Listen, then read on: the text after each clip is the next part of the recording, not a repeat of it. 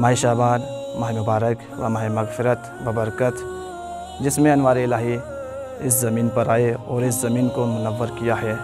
इमाम हुसैन अलैहिस्सलाम की विलादत है, इमाम ज़ैनुल आबिदीन अलैहिस्सलाम की विलादत है, जनाब ज़ैनब कुबरा, जनाब शहज़ादा असग़र। और इसी माह शाबान में जिस इमाम का हम इंतज़ार करते हैं, जिसके लिए रिवायत में है कि अफ़ज़लुल आमाल इंतज़ारुल फ़रज, के बेहतरीन आमाल जो है अपने इमाम का इंतज़ार करना है।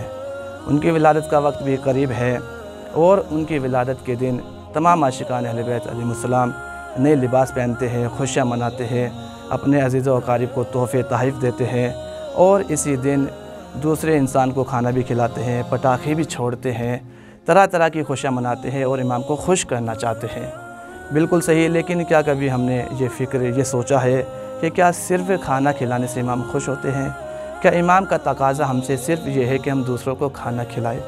पूरी रात जागते हैं, शब-ए-दारिया करते हैं, महफ़िलें करते हैं और जिस वक्त अज़ान सुबह का वक्त करीब होता है, बहुत से अफराद ऐसे होते हैं कि वो मस्जिद की बजाय अपने घर पर जाते हैं और सो जाते हैं।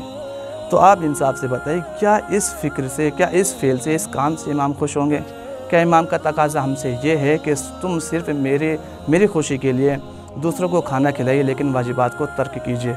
ख़ुद इमाम सादिक़ अलैहिस्सलाम बिहारुल अनवार में इरशाद फरमाते हैं कि मुझे उस शख्स से नफ़रत है जो कुरान तो पढ़ता है, पूरी रात बेदारी करता है, पूरी रात जागता है और सिर्फ़ नमाज सुबह पढ़ कर सो जाता है।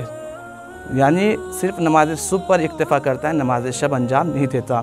तो उनका जो लाल, उनका जो फ़र्ज़ंद इमाम ज़माना, क्या वो इस बात से खुश होते हैं कि हम नमाज सुबह पढ़े बिना सो जाए? हम सिर्फ़ नमाज सुबह तर्क कर दे तो इमाम खुश होंगे? अगर हमारी फ़िक्र में, हमारे जहन में ये ख़याल रहे कि हम जो भी कदम उठाए, जो भी काम करें, क्या इस काम से, क्या इस कदम उठाने से इमाम हमसे खुश होंगे? अगर हम ये काम करना चाहते हैं, क्या इमाम इससे राज़ी होंगे या खुश होंगे? अगर हम ये देखें हर कदम पर, अगर हम ये सोचें कि आया इस काम से हमारे इमाम हमसे खुश होते हैं, तो बिल्कुल वो काम अंजाम दीजिए। अगर हमको लगता है कि नहीं, ये काम ऐसा है जिससे हमारे इमाम हमसे खुश नहीं बल्कि नाराज़ होंगे, तो हमको चाहिए उस काम से इज्तनाब करें। अगर हम हर कदम पर इस तरीके से अपने इमाम का ख़याल रखेंगे तो यकीनन हमारा शुमार इमाम के अंसार और इमाम के सिपाही में हो सकता है।